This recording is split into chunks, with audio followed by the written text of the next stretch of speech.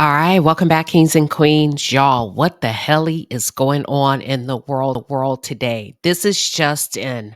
Just in came across my desk. A woman is being held on a $14 million bond after shooting her children early in the wee hours of Saturday. She left two of her children dead, and two of the others were injured in Houston, Texas. Okay.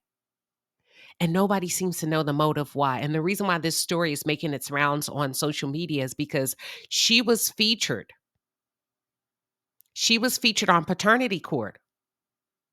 31-year-old Oninda Romales, a Montgomery County resident here in Houston, Texas, the mother of all four children, have been charged with 2 counts of murder and 2 counts of aggravated assault with a deadly weapon. She was arrested and she was booked into the county jail on a $14 million bond. She received a $5 million bond for the 2 murder charges and $2 million bond for the aggravated assault with a deadly weapon. We are going to talk about it, okay? This is a serious. What the hell is going on? This is really serious. For those of you who are just tuned in, or if you're new to the channel, welcome to the palace. I am Queen Sheba. I cover a variety of hot topics specific to reality television, but most importantly, I hone in on the psychological and the behavioral traits of the Black experience. Subscribe now. Yeah, let's take a look at what the sheriff's office had to say, and then I'm just going to stop it and pause it and break it down in real time. Y'all, the reason why she's receiving 2 counts of aggravated assault is she tried to off all of her children. She was successful with unaliving 2 of them, but 2 of them, I do believe, are in critical condition. Here we go. Yesterday, Brazoria County deputies responded to an unthinkable, unimaginable tragedy. This event has shaken our community, and we are all feeling the loss. While this remains an active investigation, I do want to share what details with you that I can at this point. Evidence indicates that the driver of the vehicle identifies as a 31-year-old Oninda Romales. She's the mother of the 4 children involved. All 4 children have sustained gunshot wounds. Sadly, a 13-year-old boy and a 3-year-old girl did not survive. A 13-year-old boy and 2 of her children did not survive. We have a 14-year-old boy and a 3-year-old girl that sadly passed. We are thankful to report that an 8-year-old boy and a 9-year-old girl are now in stable condition. We believe that the evidence shows that this tragedy has occurred inside of the vehicle and that Romulus, the mother of the children, is a shooter.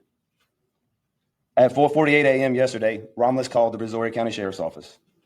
When deputies arrived, they immediately began providing lifesaver measures to each children until medical help could arrive. The 2 surviving children were life-flighted into a Houston area hospital where they remain in stable condition. So it sounds like she called the police on herself, okay? When the deputies got there, when they realized what was happening in real time, they started CPR, life-saving techniques immediately. They didn't even wait for the ambulance to get there. They jumped in, got straight into action.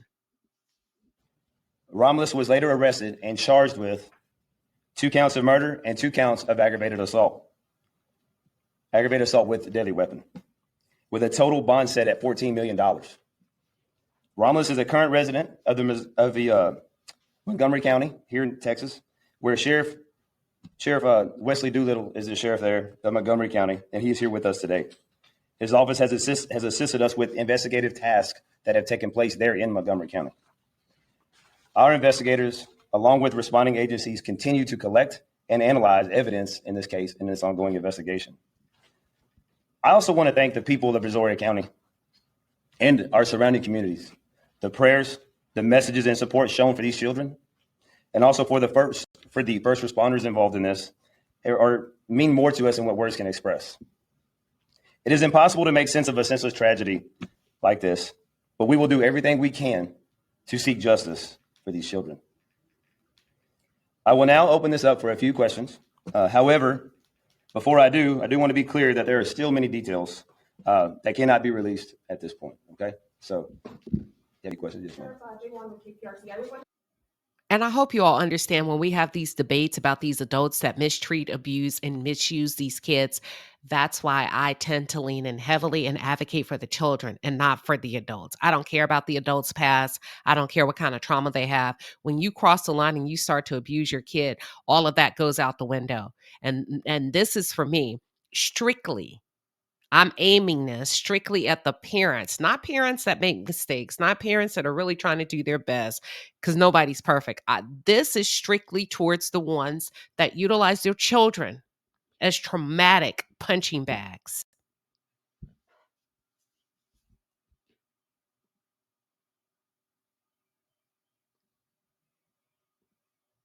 I was wondering if you happen to know exactly the location where the shooting took place? Again, that is part of the ongoing investigation that we're still looking into. So You mentioned that she called 911. Can you explain a little bit more about that? At what point did it happen?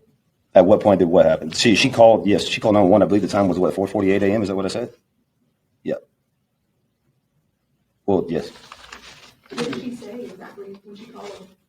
She called and our deputy responded. She called and she gave us information that we needed to come to her location. We didn't know exactly what we were responding to at the time. I'm sorry, for classification, can you share what investigators found at their home in Montgomery County? And that was her permanent residence there? That's exactly where her permanent residence was.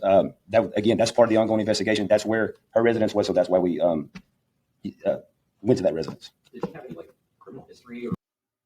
And I want to say this in real time. Let me. One of my inside sources that's close to this have given me the information that they have not been able to determine and/or establish a motive. Nobody knows why she did this, and it doesn't even matter, right? But nobody knows why she did this. They are trying to get the motive around it. This is absolutely ridiculous. Is there any Again, that's part of the ongoing investigation that we continue to look into, and I can assure you that we will do everything in our power to find justice for these children. Have the two surviving children been interviewed, or are there plans to interview them and get an understanding of what they saw? Can you ask your question again? Have the two surviving children been interviewed, or is there plans? Yes, they have been interviewed. They're going to continue to cooperate as well. Yeah. she apparently has sole custody of the children? I'm not going to mention much about the custody situation. There's a lot of things that are still it's an active investigation. Okay. Sheriff, what you have an active investigation. We understand there's not a lot. There really is not. But a lot of folks are just wondering, what went wrong here? Right. Is there anything that you can share with us, just as far As you can see, this news conference regarding the kids, the shooting that left 2 children dead and 2 other wounded, this was over an 11-minute news conference. But what I would like to shift into, I want to get into the segment of her, this woman who's received a $14 million bond. This woman was actually featured on paternity court. Let's take a look. Ms. Romelis, you are here today to test 2 men to determine the paternity of your son. You say that you were dating Mr. Seymour for the past 4 years, but then you cheated with another man. Mr. Seymour, you are one of the 2 possible fathers being tested for paternity today. Yes, Sean. You say you don't believe Ms. Romelis' son is yours because in the very same week she conceived the baby, she had sexual relations with both you and another man. Yes, Sean. It was not in that The same week. other possible father, Mr. Covington, is waiting outside of the courtroom. Child, this is a mess. I can't play the entire clip, but you can go find it on paternity court. It was about 3 years ago. This is an absolute mess. Let me get right here and play this part real quick. I decided to see other people. I cheated on him basically out of spite. I was like, okay, he's doing him, so I'm gonna do me. And I had a mutual friend I'd been talking to for 3 months, which is Jeremy, of course. And we were That's Mr. Covington, who will appear in court in a moment. Yes, Sean. All right. And me and him were good friends or whatever. And it was just basically chilling. And it eventually led on to having sex. So in other words, you were having sex Wow. with my mom ring on your finger. And then later on, he wants to tell me that he was never cheating. After I've done what I've done, and I felt bad after what I've done, because me and him had sex 2.5 weeks before that occurred until I heard something else.